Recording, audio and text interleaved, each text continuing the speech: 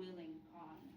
The puppet masters stirred the pot, while social conscience began to rot.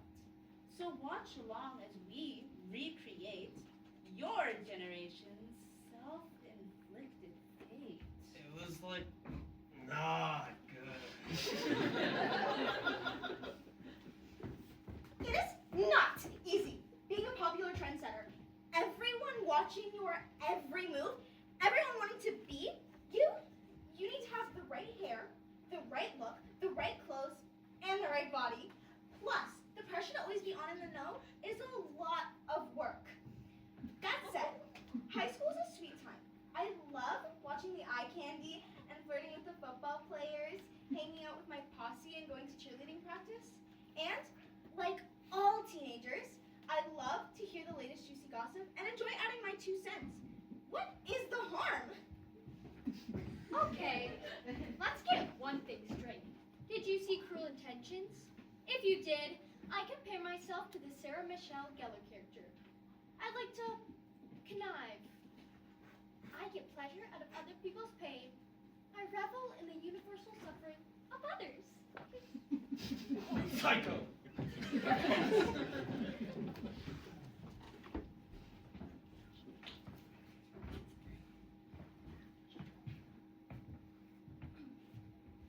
So, I was always perceived as the shy one because I didn't talk much.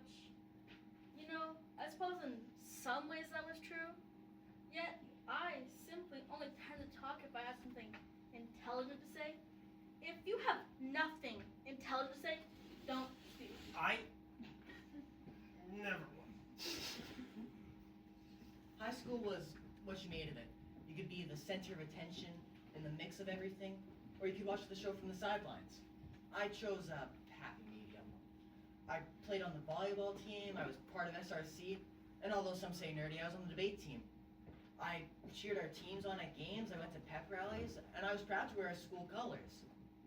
That said, as much as I tried not to fall into the cliques of high school, I did. I spent most of high school watching it pass me by. I didn't hate school, just there. You know, I did my time, I did my work, and that was it. I didn't go to school activities, didn't hang out in the cafeteria, and didn't go to legendary high school parties. But in my grade 12 year, I wanted to be a part of something. Break out of my shell. Ethan did that for me.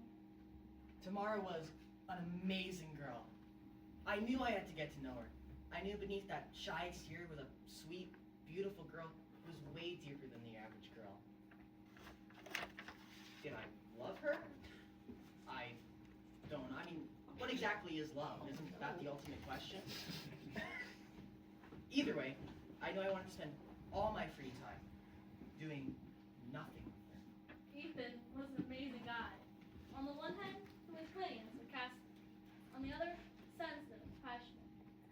He gone to look at old folks, actually enjoyed hanging with his parents. They had a blog where he could branch out into the world and what could be done to change them. You know, although I felt urgent for most boys, his easygoing nature of them spoke up for me myself.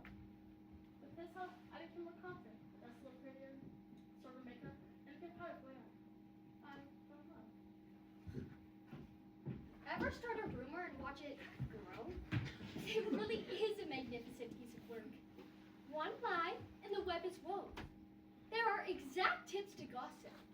First, the more outrageous the lie, the more believable it is. Second, the more innocent the target, the more eagerly people believe. People love to see white turn black. And finally, never, ever let the truth come out. The perfect lie comes true eventually. It can't be true. It can't never say such things.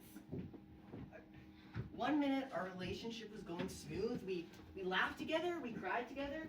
We had plans to go to the same university, meet a lawyer and her a teacher. We talked about it for a while, a lot more lately. We dated for months and I was fine with taking it slow. Did you hear about Ethan writing about Tamara? He said there's nothing slow about his comments.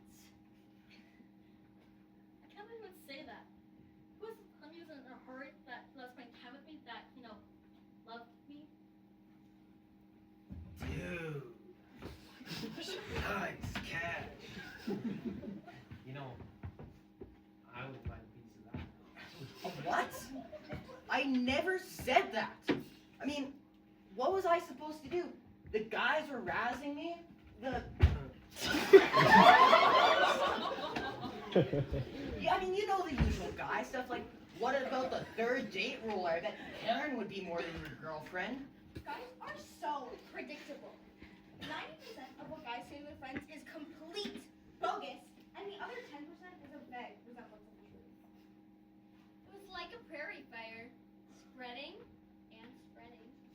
Mirror, mirror on the wall, who is the baddest of them all? Joint in my hand. You're my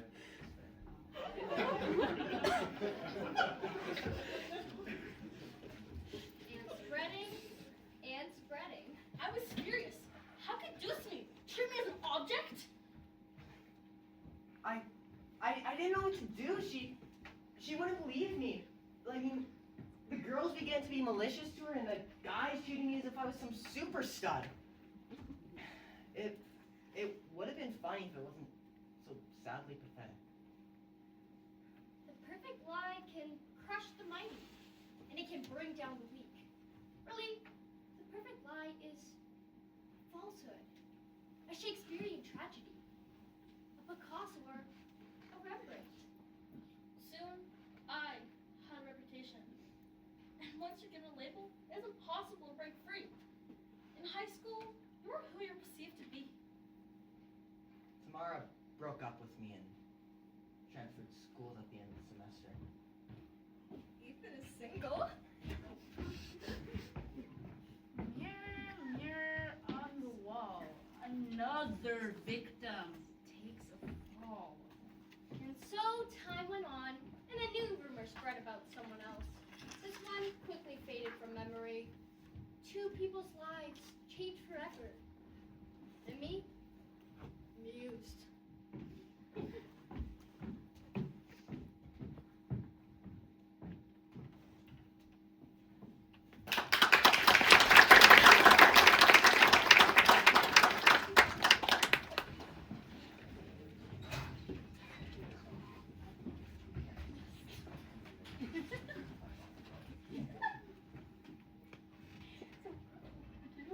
I thought I had a relatively normal life.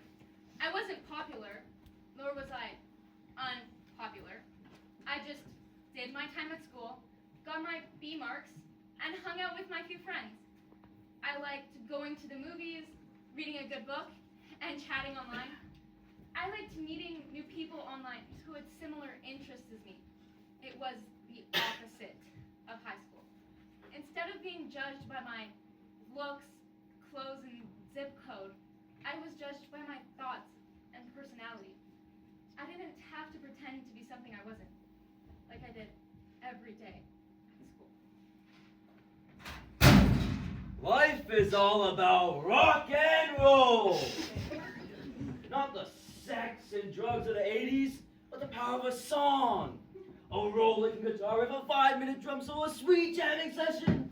Now that's hardcore. Real musicians, not the Justins and the Britneys of the world, but the Jimmy Pages and their Claptons. They're hardcore.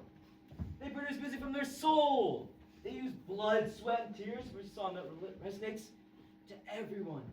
Because true rock and roll, the kind that you can bang your head to and just let go, lasts forever. What bands last? Not the pop crap like the Backstreet Boys or the Spice Girls, but the straight ahead, layered vocals, explosive drums, pounding guitars. AC/DC, Metallica, Van Halen, The Who, The Doors, The Police. The list goes on. Why are you so loud?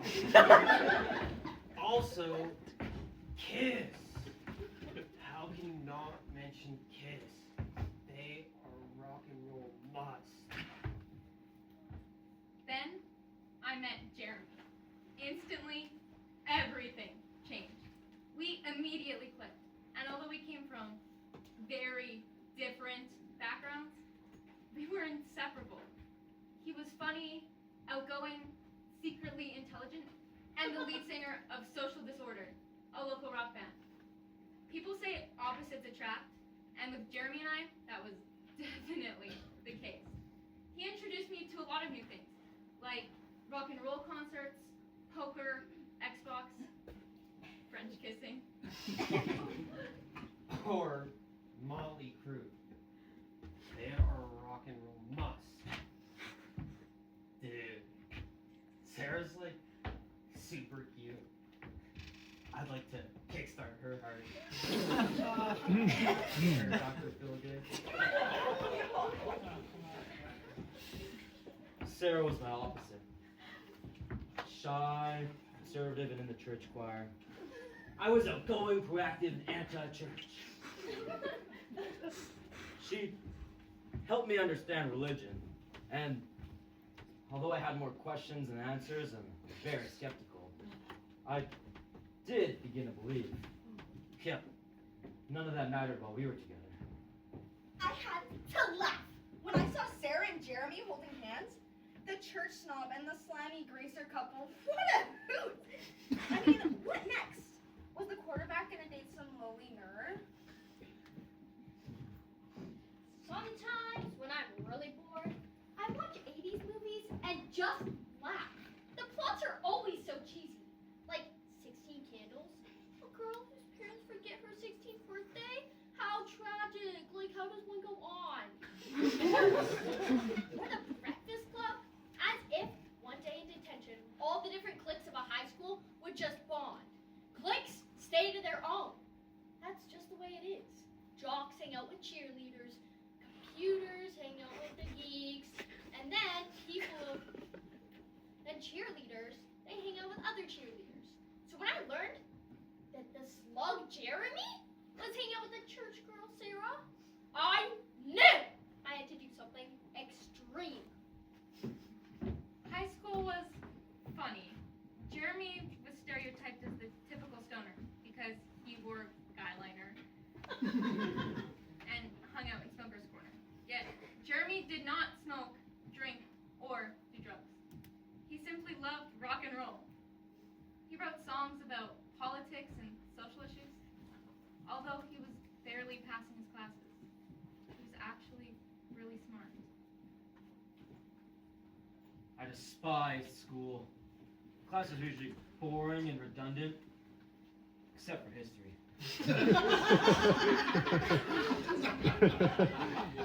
History was amazing.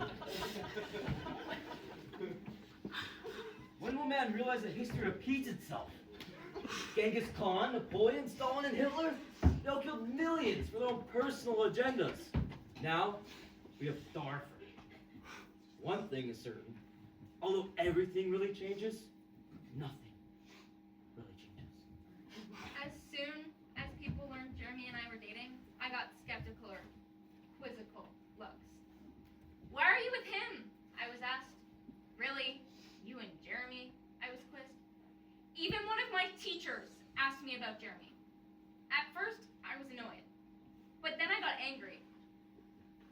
I was sick of being judged. I was sick of Jeremy being judged. Why does anybody care who I date?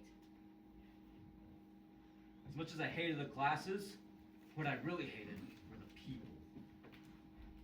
The posers, the followers, the jocks, they all think the school is theirs. What a howl. In 10 years, who will remember who was captain of the basketball team? Whose name prom king or queen? What the heck was said in the valedictorian speech? The answer? Nobody. Sarah was my lab partner. I wouldn't say we were good friends, but I liked her.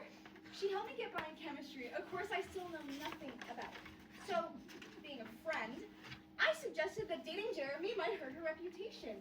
All girls have to worry about their reputation, but she just would not listen.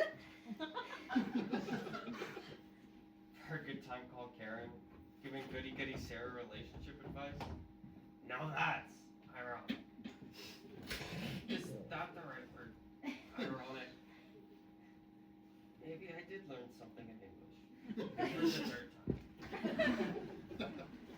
My reputation. No one at school had ever noticed Why should I care about my reputation? The rumor about Sarah was not actually about being malicious. It was about keeping the high school status the way it should be. I'm not sure I was in love with Sarah. I'm a guy, so love is somewhat abstract to me. But I sure did like her a lot. We hadn't really done much. Held hands, made out, the usual. Going further had only been a fantasy in my head late at night, if you get my drift. Yep, the topic had not yet been broached. And next thing I know, Sarah is pregnant. Debbie told Allie, who told Kara, who told me that they saw Sarah leaving Dr. Wilson's office yesterday. Dr. Wilson only deals with people who have a bun in the oven, so obviously. Jeremy is gonna be a daddy. so not cool. When I first heard the rumor that I was pregnant, I actually laughed so hard I had tears in my eyes. Mom had given me the birds and the bees speech, and I did pretty well in biology, and Jeremy and I had not had sex yet. So I was pretty sure I wasn't pregnant. Yet, the rumor would not go away. when I first heard the rumor, I just chalked it up to the usual high school crap. Yet, it kept haunting me. She spent a lot of time with Martin, her best friend. And soon, I began to wonder if there was really something going on. I just saw Jeremy ripping apart Sarah in the lunchroom. They talked about that geek Martin. Oh well. The insecurity of a man wins again.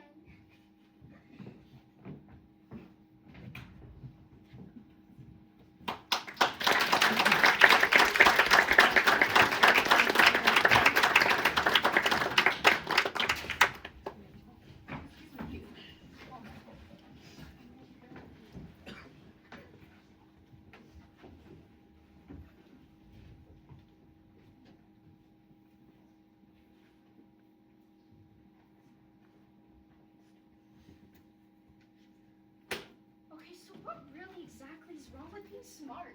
Why is it that getting good grades is frowned upon and you're automatically isolated from the so-called cool group? Whatever that is.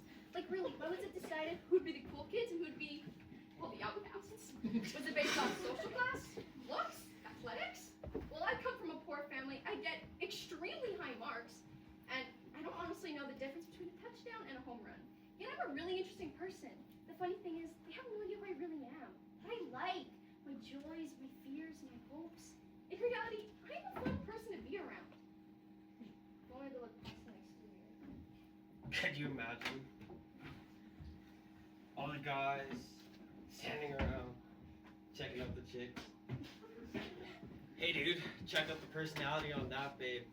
Oh man, I haven't seen a personality like that in forever. Sick, dude. If you play your cards right, you could solely sit and converse with her all night.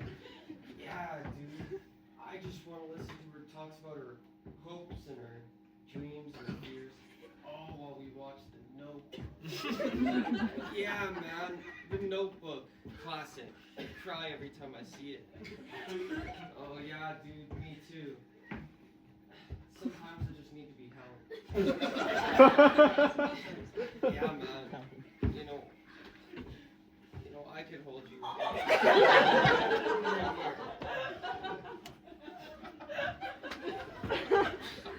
As if. Not. Oh. My bad.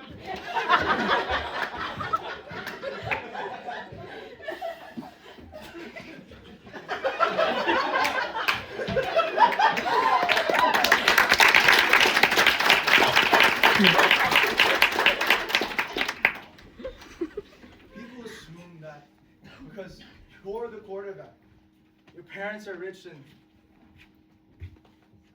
you're rather attractive.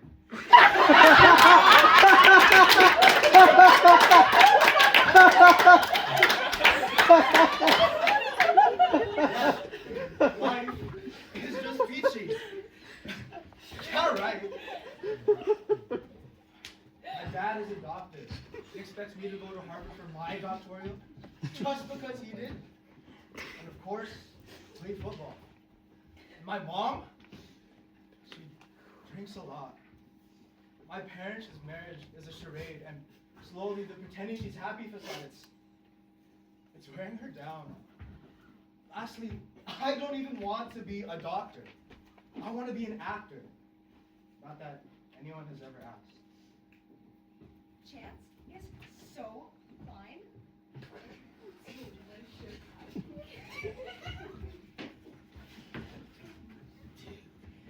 Karen is like so big around the ball. Even I thought that. It's funny how sometimes gossip can backfire. There was this girl, Miranda, a real nerd. She always had her head in a book, and she always wore clothes from Walmart. Walmart, for Pete's sake! So, I asked a friend of mine, Davany, to write a few letters and send them to her and leave them unsigned.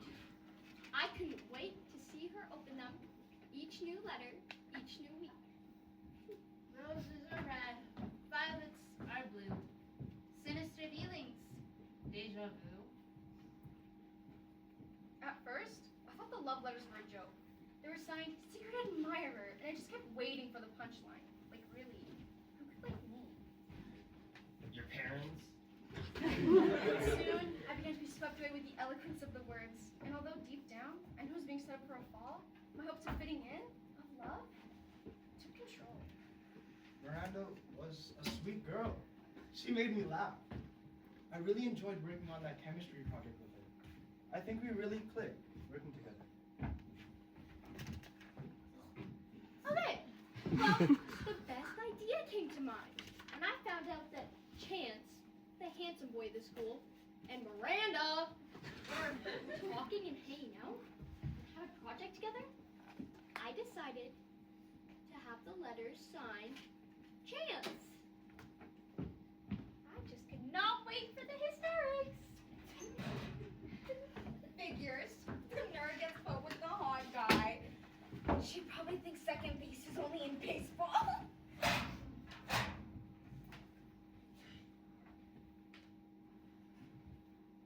The fourth letter was the most romantic one yet. He said my eyes lit up the room, and it was the only star of his universe.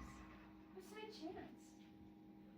Well, soon, I began to have feelings for Miranda. She was more than a superficial waif, like the usual girls I dated.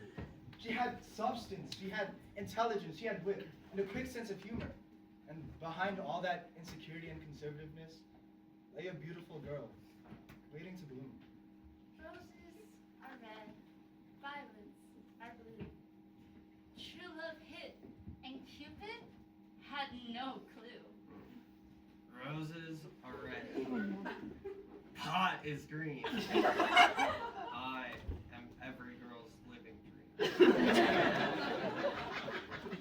My knees quivered as I wondered what I should say, what I should do. Sure, I had been crazy about him since the 6th grade, but he never even considered it anything more than just a schoolgirl's fantasy. So, at the end of class one day, I asked her out. When he asked me out, it was like slow motion. I still remember the sincerity in his eyes, the glitter. I remember how every insecurity had vanished, and how I struggled to say yes, even though in my head I was probably screaming it so loud it echoed. As if, why Chance, the revolting freakoid, when someone like me is available? What is she, some charity case? Ah! Ugh! Why do I never get the hot shit? She was everything I wanted and needed. She taught me to be who I am and to stand up for myself.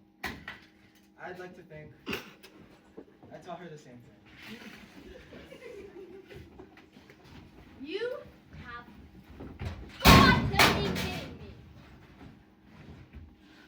Oh well, on to my next victim. Roses are red,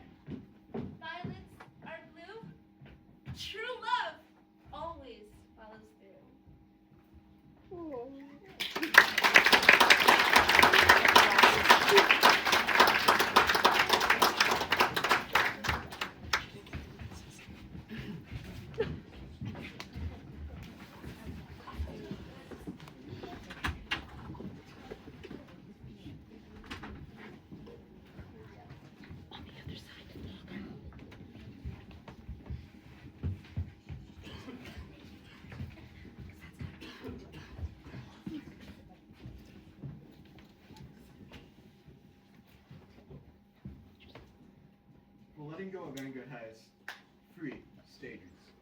The first stage is allowing the anger to build. This pent-up fury slowly increases inside of you until you feel a rage you can no longer control. Sanity slowly retreats to your left without reasoning or logic. Instead, the anger consumes you until it must be released. The second stage is the releasing of the anger. How it is released varies, but there's always a victim who receives the full extent of the rounds. It might be a girl, a parent, a wall, your own body, but it must be released on something for it to occur. And the third stage is regret. Almost immediately after the anger is released, there's a sudden wave of regret as the individual realizes the outlet of the anger was wrongly directed. But the cycle continues over and over and over and over and over and over again! Each time, the anger getting more explosive as the issue just never gets solved. Have you ever been so angry that you just snap?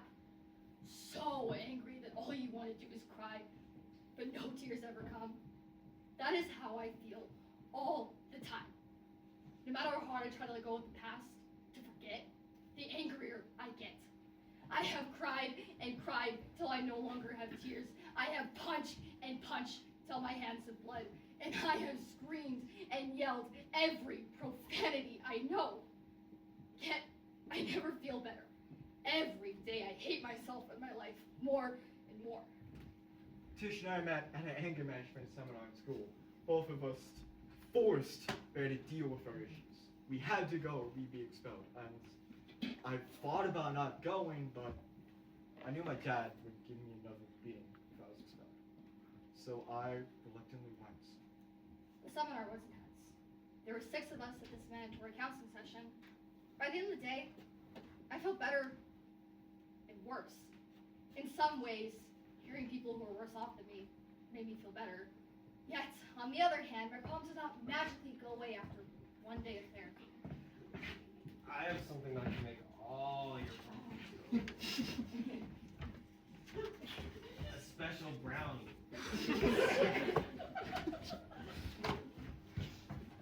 I couldn't believe the things I heard. A girl who found her dad after he committed suicide and still blamed herself. A guy so heavy into drugs, he went the whole day shaking, getting agitated minute by minute. Then, there was Adam. He barely spoke all day, refusing to acknowledge the pain he was obviously feeling. But, as the day went on, I began to sense that he wanted to be heard. Wanted to tell his story. Although I didn't say anything revealing all day, it was somewhat therapeutic. I realized I wasn't the only one with problems, nor was I the only one who didn't know how to handle their problems. But no matter how hard I tried to open up, no words came out. But after seeing Tish tell the story, I felt a connection, the slightest flicker of a spark I hadn't felt in the longest time. My dad left when I was 7. He left the same day I got home after getting into a fight at school. When I got home, he was gone. No matter how many times my mom tried to tell me it wasn't my fault, I always blamed myself. Maybe if I were more this or more that, then maybe Daddy wouldn't have left. Obviously, I realized over time that his leaving had nothing to do with me. But that kind of pain never leaves you. My mother never got over the betrayal either. She slowly became a shadow of her former self, while I became the adult of the family, looking after my 2 sisters. Got them fed, woke them up in the morning, fed them breakfast, and brushed their teeth, and got them off to school. Well, my mother slept through her drunken slumbers. Over time, my hate began to grow, spinning in circles, searching for a way to break free. So I asked her to coffee with me. I felt we had similar problems. The characters were different, but the plot was the same. You see, my mom left me, my dad, my younger brother when I was 10, and I blamed everyone. My mom for not standing up to my dad for all those long years, my younger brother for being such a crybaby, my dad for being such a drunk, violent bastard, and me for not protecting the ones I loved. I honestly didn't did not want to say yes at first. But after a few coffee dates, he began to slowly, ever so slowly, open up. I saw a young man who hated himself and his dad even more. I never told anyone my dad used me as his own personal punching bag, his own anger therapy. He always apologized the next day, but the next time he was drunk, the fist eventually connected to my palm. And I would never allow Father Dearest to hit Tyler. I had to protect him, yet my own anger boiled inside me, begging to be unleashed. Before I knew it, I was in love with him. We had a bond, a secret understanding. We knew each other were feeling without words. He understood my pain, my anger towards my mother. He began to heal a wound I never thought could be healed. He loved me, and I thought I could never be loved. But there were other times when he felt distant, distracted, lost. I feel like that all the time.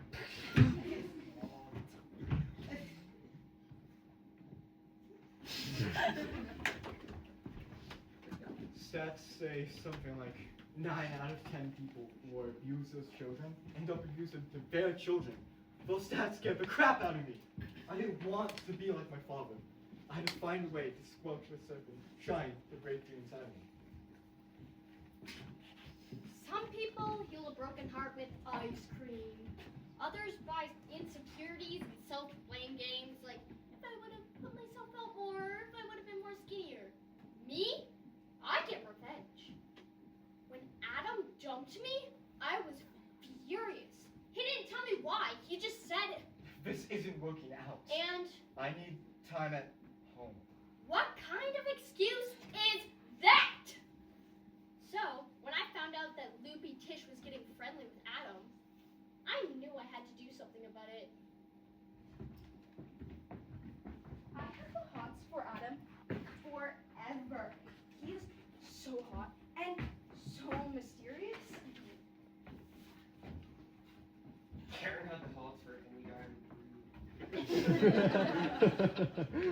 To make matters better, when I found out that the cheerleader Karen had hots for my Adam, the perfect play was executed at the usual Friday night party.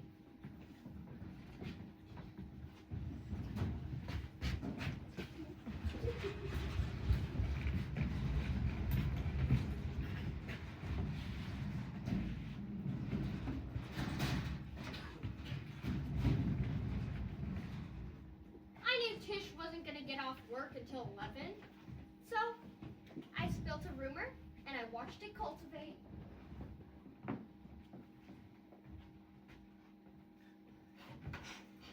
Dude.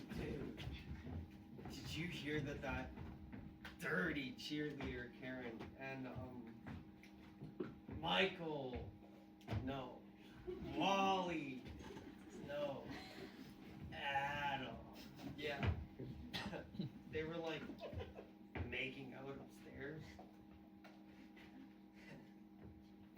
The rumor spread quickly. And just as it got to Karen, Tish came in right on cue. The rumor, or as far as she knew the truth, was spread into her ear as soon as her arrival. Easy come, easy go. Tish's fuse is about to blow. Easy come, easy go. Sweet.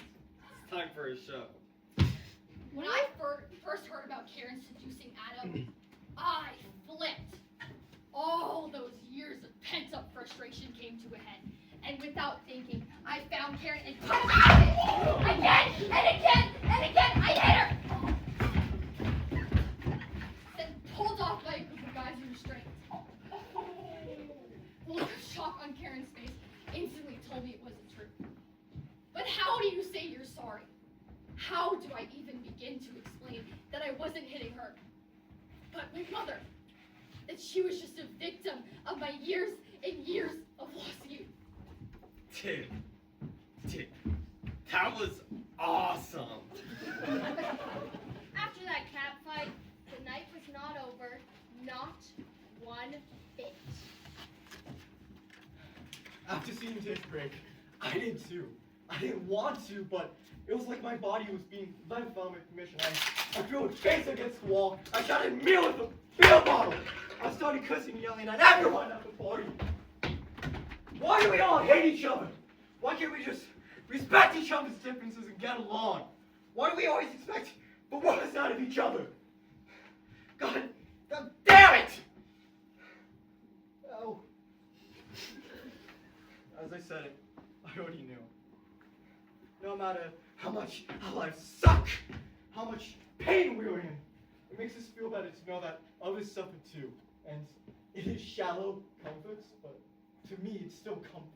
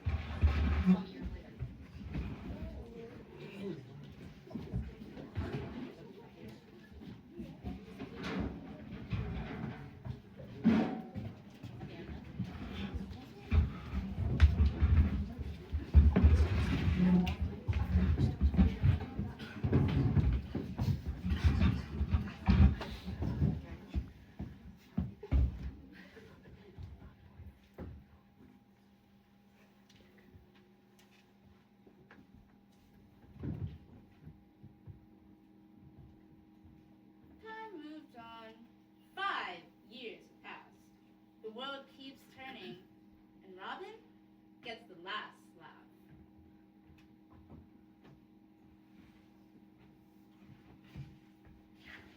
I learned a couple years later that was indeed, not true. But by then, it was way too late. My first love was stolen from me. I have tried to call him and apologize for everything, but I have yet to get the nerve. I tried for a long time to convince her that it wasn't true and I never would have said such things, but our lives were changed forever. I do wonder though, what if?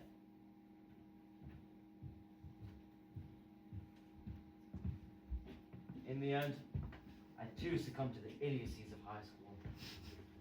I jumped to irrational conclusions before I realized the obvious. It was too late. You can't take back words. They linger long after they're said. Like a fog off the ocean coast.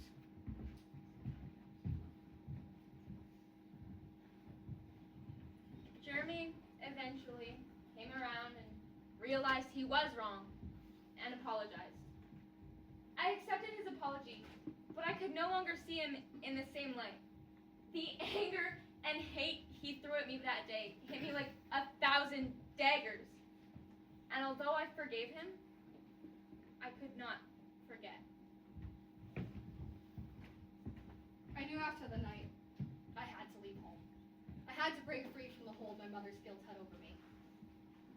I did the hardest thing I've ever had to do. I phoned social services. My siblings were eventually placed in a nice home together, while I ended up bouncing from shelter to shelter. I never did graduate high school, but after years and years of soul searching, I've discovered who I am. A young woman simply trying to find her place in the world.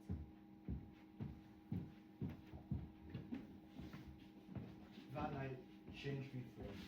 My anger finally overwhelmed me and turned me into something I never wanted to be. My father. The fury didn't make me feel any better. It only made me feel like a monster. A freak.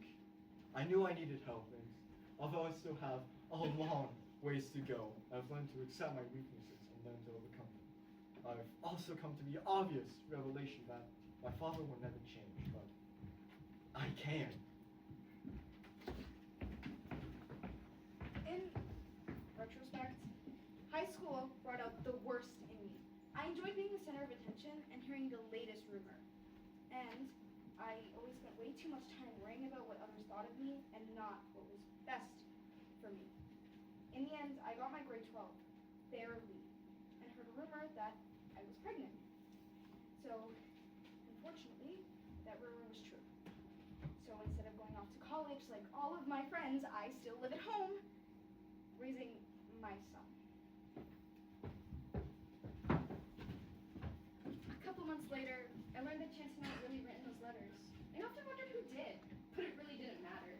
Chance and I would spend every free moment we could together. I supported him and told him to do whatever he felt like he had to.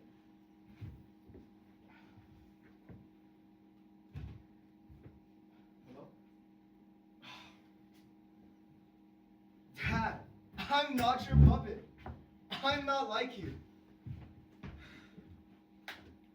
My dad was furious at first. An actor. It took some time, but in the end, I think it made our relationship stronger. I can thank Miranda for that. She's my everything.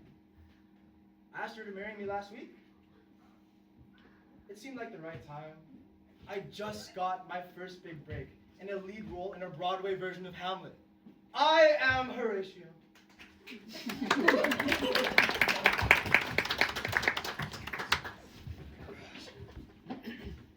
High school was the best 6 years of my life. One more year and I so would have graduated. Gossip is an exact science, and the different type of gossip can also vary. A little bit of information can forever taint a person's reputation. The anger, the sadness, everything. It's perfection. And it never gets back to the person who started it. I am the puppet master.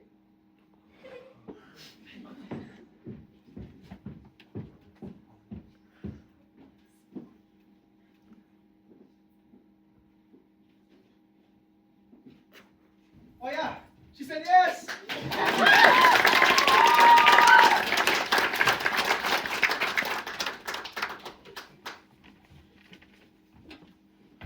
It was the best of times, it was the worst of times. It was a time of perseverance where everything was based on appearance. Lives were shattered, tainted forever, all for the sinister pleasure of the puppet master who set the fire and watched as the flames went higher. She smiled and laughed and gave an evil grin as she bathed in the glory of her sin.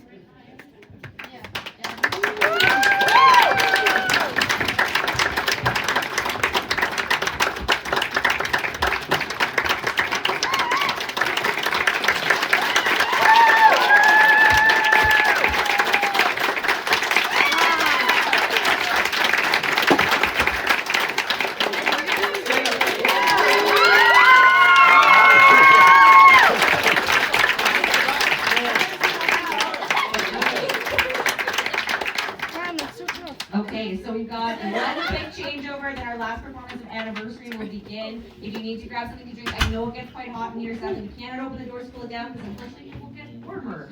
So, grab a drink if you need one from the hallways, we have water, and we have Gatorade, and Powerade, Pops, all that good stuff. And then we join us for about 5 minutes, so thank you. Thank you, guys.